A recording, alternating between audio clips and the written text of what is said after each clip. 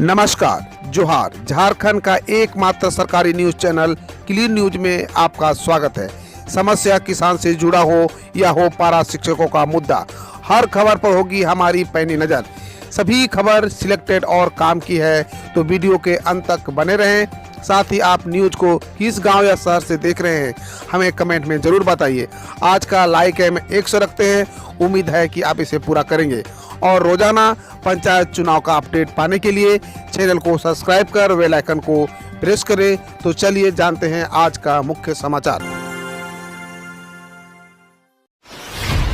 झारखंड में लाखों किसानों की मदद कर रही है मुख्यमंत्री पशुधन विकास योजना। जानिए इससे जुड़ी प्रमुख काम की बातें। झारखंड में किसानों की आय दोगुनी करने के लिए सरकार कई प्रकार की योजनाएं चला रही है। कृषि से लेकर पशुपालन तक सभी क्षेत्रों में राज्य सरकार और केंद्र सरकार कई प्रकार की योजनाएं चला रही है। किसानों को इसका लाभ मिल रहा है।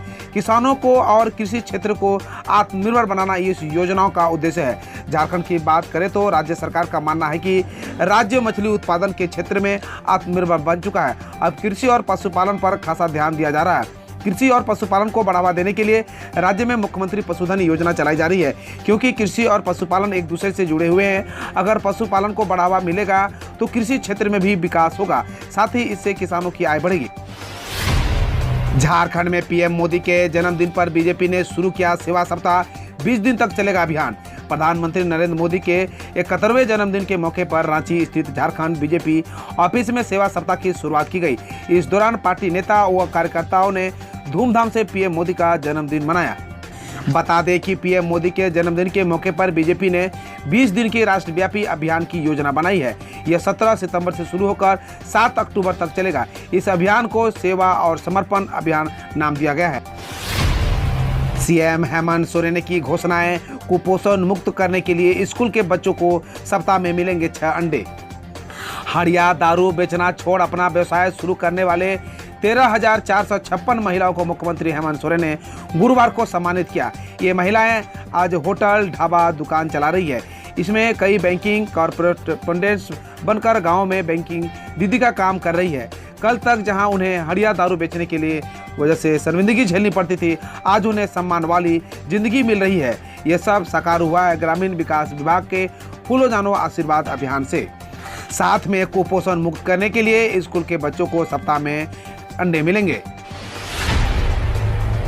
बिहार पंचायत चुनाव को लेकर पलामू में बैठक। झारखंड सीमा पर नक्सलियों के खिलाफ चलेगा बड़ा अभियान। बिहार में पंचायत चुनाव को लेकर झारखंड में भी सरगर्मी बढ़ गई है। सीमावर्ती इलाकों में सुरक्षा व्यवस्था को लेकर कल शुक्रवार को पलामू जिला मुख्यालय में इंटरेस्टेड पुलिस अधिकारियों की बैठक हुई। झारखंड बिहार सीमा पर नक्सलियों के खिलाफ बड़ा अभियान चलेगा, साथ ही सीमा को सील कर दिया जाएगा। बिहार में पंचायत चुनाव को लेकर पलामू में शुक्रवार को पुलिस अधिकारियों की हाई लेवल बैठक हुई। बैठक की अध्यक्षता बिहार के मगध जोन की आईजी अमित ओड़ा ने की। बैंकों ने किया 5,74,390 किसानों का डाटा अपलोड। मात्र 44.4% किसानों का ऋण हुआ माफ। झारखंड सरकार ने अब तक राज्य के 2,55,130 किसानों का कर्ज माफ किया है। कर्ज चुकाने के लिए राज्य सरकार ने कुल 1,026.33 करोड़ रुपए बैंकों को उपलब्ध कराया गया है। बैंकों से मिले आंकड़ों के मुताबिक कुल 9,07,000 किसानों ने ऋण माफ किया है। इनमें से अब तक 5,74,390 किसानों का डाटा अपलोड किया गया है। प्राप्त सूचना के अनुसार अपलोड डाटा में से अब तक मात्र 44.4% किसानों का ही कर्ज माफ किया गया है। हालांकि हेमंत सोरेन सरकार ने किसानों का कर्ज माफ करने के लिए अपने बजट में 2,000 करोड़ रुपए का प्रावधान रखा है, जिसके तहत झारखंड के छोटे और सीमांत किसानों का ऋण माफ किया जाना है। कर्मा महोत्सव में बोले विधायक लंबोदर महतो, भाषा व संस्कृति है झारखंड का मूल पहचान। झारखंड के बोकारो जिले के कसमार प्रखंड स्थित सिंहपुर में गुरुवार को जागो जगाओ सांस्कृतिक कला मंच एवं सांस्कृतिक कार्यक्रम में निदेशालय झारखंड सरकार के द्वारा करम महोत्सव सह झूमर प्रतियोगिता का आयोजन हुआ। इसमें विभिन्न गांवों के झूमर दलों ने अपनी प्रस्तुति दी। इस दौरान करम गीतों एवं झूमर में पूरा गांव झूम उठा। प्रसिद्ध खोटा गायक सुकुमार और बासु बिहारी ने भी गीत गाकर सबको झूमने को विवश कर दिया। बोखर मुख्य अतिथि उपस्थित विधायक लंबोदर महतो ने कहा कि भाषा और संस्कृति ही झारखंड की मूल पहचान है, इसे अक्षुण्ण बनाए रखने की जरूरत है। झारखंड के सरकारी स्कूलों में शुरू होगी जनजातीय और क्षेत्रीय भाषाओं की पढ़ाई। शिक्षकों की होगी नियुक्ति। झारखंड के सरकारी स्कूलों में प्रारंभिक स्तर से ही जनजातीय और क्षेत्रीय भाषा की पढ़ाई शुरू होगी। वैसे स्कूल जहां किसी एक जनजातीय या क्षेत्रीय भाषा पढ़ाने वाले 50% से ज़्यादा बच्चे होंगे, वहां संबंधित भाषा की पढ़ाई होगी। जनजातीय और क्षेत्रीय भाषा की पढ़ाई संबंधित मातृभाषा में ही होगी। 20 सितंबर से खुल जाएंगे कक्षा 6 से 8 तक के स्कूल। इन शर्तों का पालन करना होगा अनिवार्य। कोरोना संक्रमण के मामलों में लगातार गिरावट को देखते हुए कई राज्य सरकारों ने स्कूलों को फिर से खोलने के लेकर हरी झंडी दे दी है। इसी कड़ी में झारखंड में भी कक्षा 6 से 8 के छात्रों के लिए 20 सितंबर 2021 से फिर से खोल दिया जाएंगे। गौरतलब है कि सरकार द्वारा जारी मानक संचालक प्रक्रियाओं का कड़ाई से पालन करते हुए स्कूल फिर से खुलेंगे। राज्य के शिक्षा सचिव ने इससे पहले स्कूलों को कक्षाएं आयोजित करने के लिए सैनिटाइजेशन कार्य शुरू करने का निर्देश भी दिया है। झारखंड में लॉकडाउन को लेकर नया आदेश जारी। शादी विवाह में 100 लोग हो सकते हैं शामिल। झारखंड सरकार ने राज्य में लॉकडाउन को लगभग पूरी तरह खत्म कर दिया है। हालांकि इसके बावजूद कुछ नियम और शर्तें लगाई गई है। कोरोना वायरस संक्रमण की रोकथाम को लेकर नए आदेश जारी किए गए हैं। दुर्गा पूजा से पर्व त्योहार का मौसम शुरू हो जाएगा। खुले स्थानों पर भीड़ बढ़ने से संक्रमण के फैलने का खतरा बना रहेगा। इसलिए सरकार ने गुरुवार को जारी आदेश में कई निर्देश दिए। ये आदेश जारी होते ही अगले आदेश तक के लिए प्रभावी होगा। झारखंड में उद्घाटन से पहले ढहा पुल, इनके गुनहगारों को कब मिलेगी सजा? इस तस्वीर को गौर से देखिए। इसमें कुछ नया नहीं है, लेकिन ये हमें कचोटती है। नासूर बन चुके भ्रष्टाचार को बयां करने वाली ऐसी तस्वीरें हर वर्ष बारिश में समाचार पत्रों की सुर्खियां बनती है। अखंड भ्रष्ट हो चुके सिस्टम और इसमें जिम्मेदारों के प्रति ऐसी तस्वीरें विकरात का भाव भी पैदा करती है। इसके बावजूद इसके धरातल पर बहुत कुछ नहीं बदलता है। हम कुछ दिन जिम्मेदारों को कोसते हैं और फिर अपने में मगन हो जाते हैं, तब तक जब तक कि कोई ऐसा ही वाकया दोबारा सुर्खियों में नहीं आता है। ब्रेन मलेरिया से झारखंड जगुआर के एक जवान की मौत। कई दिनों से अस्पताल में चल रहा था इलाज। झारखंड जगुआर के जवानों पर ब्रेन मलेरिया कहर बनकर टूट रहा है। ब्रेन मलेरिया ने एक और जवान की जान ले ली है। अस्पताल में इलाज के दौरान जवान उपेंद्र कुमार की मौत हो गई। जवान को पहले नर्सिंग होम में भर्ती कराया गया था।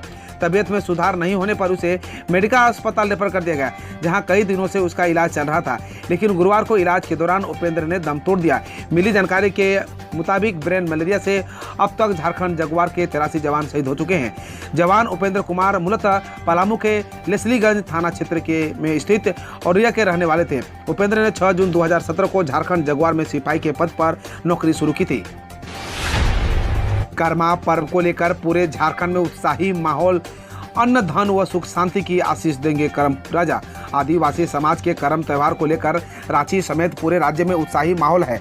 इसे लेकर रांची के हर अखाड़ा में तैयारी लगभग पूरी हो गई है। शाम ढलने के बाद करम राजा की पूजा की जाएगी। हालांकि कोरोना संक्रमण को देखते हुए इस बार करम पर्व बड़ी सादगी से मनाया जाएगा। केंद्रीय सरना समिति के अध्यक्ष फूलचंद तिर्की ने कहा कि करम महापर्व प्रकृति पूजक आदिवासियों का महान पर्व है। इस त्यौहार के माध्यम से आदिवासियों की संस्कृति परंपरा को जीवित रखते हैं। आप खबर देश विदेश और देश की विभिन्न योजनाओं से। बिहार पंचायत चुनाव में गड़बड़ी रोकने के लिए मतदान और मतगणना की होगी वेबकास्टिंग। तैयारी में जुटा प्रशासन। पंचायत चुनाव में किसी तरह की गड़बड़ी को रोकने के लिए राज्य निर्वाचन आयोग प्रतिदिन नए आदेश जारी कर रहा है। अब आयोग ने जिला प्रशासन को मतगणना और मतदान की वेबकास्टिंग कराने का आदेश दिया है। हालांकि मतगणना में वेबकास्टिंग कितने बूथों पर होगी इसे स्पष्ट नहीं किया गया है, लेकिन जिला प्रशासन एंड्रॉयड मोबाइल के सहारे सभी बूथों से वेबकास्टिंग कराने की तैयारी में जुटा है। यूपी में विकास प्राधिकरण के पेंशनर को डीए देने की आदेश। विकास प्राधिकरण सेवा के पेंशनर्स और पारिवारिक पेंशन को महंगाई राहत देने का आदेश हो गया है। विशेष सचिव आवास रणविजय सिंह ने इस संबंध में गुरुवार को शासनादेश जारी कर दिया गया है। पीएम मोदी ने कहा कि अफगानिस्तान में कट्टरवाद बन रहने पर दुनिया में आतंकवादी विचारधाराओं पर बढ़ावा मिलेगा। प्रधानमंत्री नरेंद्र मोदी ने शुक्रवार को कहा, अगर अफगानिस्तान में अस्थिरता कट्टरवाद बना रहेगा तो इससे पूरे विश्व में आतंकवादी और अति आदिवादी विचारधारा को बढ़ावा मिलेगा। उन्होंने कहा, अन्य उग्रवादी समूह को हिंसा के माध्यम से सत्ता पाने का प्रोत्साहन भी मिल सकता है। हमें मिलकर सुनिश्चित करना चाहिए अफगानिस्तान की धरती का उपयोग किसी भी देश में आतंकवाद फैलाने के लिए नहीं हो। एमपी के सरकारी स्कूल में चलती मिली आटा चक्की। कभी कभार स्कूल आने वाला शिक्षक निलंबित। मध्य प्रदेश के शिवपुरी में जिला शिक्षा विभाग की एक अधिकारी ने जब शासकीय प्राथमिक विद्यालय का औचक निरीक्षण किया तो उन्हें वहां एक आटा चक्की चलती हुई मिली। मामले में कार्रवाई करते हुए जिलाधिकारी ने स्कूल के शिक्षक को निलंबित कर दिया। बकौल अधिकारी पूछताछ पर ग्रामीणों ने बताया कि शिक्षक यहां कभी कभार ही स्कूल आते हैं। खुन्नस निकाल रही है केंद्र सरकार। सोनू सूद के ठिकानों पर आयकर विभाग के सर्वे पर शिवसेना ने अपने मुखपत्र सामना में अभिनेता सोनू सूद के ठिकानों पर आयकर विभाग के सर्वे की निंदा करते हुए कहा कि केंद्र की बीजेपी सरकार अपनी खुन्नस निकाल रही है। शिवसेना ने लिखा, बीजेपी पहले सोनू सूद को कंधे पर बैठाती थी। दिल्ली सरकार के एक शैक्षणिक कार्यक्रम में ब्रांड एम्बेसडर बनने पर उनके खिलाफ छापे पड़ गए हैं। पंजाब के सीएम ने कहा कि प्रदर्शनकारी किसानों से वार्ता करे सरकार, नए कृषि कानूनों को रद्द करे। पंजाब के मुख्यमंत्री कैप्टन अमरिंदर सिंह ने केंद्र सरकार से तीनों नए कृषि कानूनों को रद्द करने की मांग की है। उन्होंने केंद्र सरकार से आग्रह किया है कि यह प्रदर्शनकारी किसानों से वार्ता कर आंदोलन को खत्म करने का रास्ता निकालें। उन्होंने कहा, समझ से परे है कि सरकार को किसानों की तकलीफ क्यों नहीं महसूस हो रही है। इसरो ने कहा 2022 की तीसरी तिमाही में लॉन्च हो सकता है भारत का पहला सौर मिशन आदित्य L1। भारतीय अंतरिक्ष अनुसंधान संगठन यानी इसरो के अधिकारियों ने कहा कि भारत के पहले और सौर मिशन यानी आदित्य L1 2022 की तीसरी तिमाही में लॉन्च होने की संभावना है। पहले यह 2020 की शुरुआत में लॉन्च होने वाला था, लेकिन कोविड-19 के कारण टल गया था। मिशन के अंतरिक्ष यान को 15 लाख किलोमीटर दूर L1 लैग्रेंजियन पर भेजा जाएगा। सिखों से राजनाथ सिंह ने कहा कि कुछ लोग खालिस्तान की मांग करते हैं, जबकि पूरा हिंदुस्तान आपका है। रक्षा मंत्री राजनाथ सिंह ने शुक्रवार को दिल्ली में एक पुस्तक विमोचन कार्यक्रम में कहा, सिखों का इतिहास गौरवशाली रहा है, लेकिन विडंबना है कि कई सिख हुआ अपना इतिहास नहीं जानते हैं। उन्होंने कहा, मैं कहूँगा कि आपने युवाओं को सिखों का इतिहास बताएं। कुछ लोग खालिस्तान की मांग करते हैं, आप खालिस्तान की बात क्यों करते हैं? पूरा हिंदुस्तान आपका है। हम रोज ऐसे ही न्यूज लाते रहेंगे, तो यदि आपने अभी तक क्लीन न्यूज को सब्सक्राइब नहीं किया है तो पहले फटाफट सब्सक्राइब कर लें, साथ ही बेल आइकन को दबा दें ताकि कोई अपडेट मिस ना हो।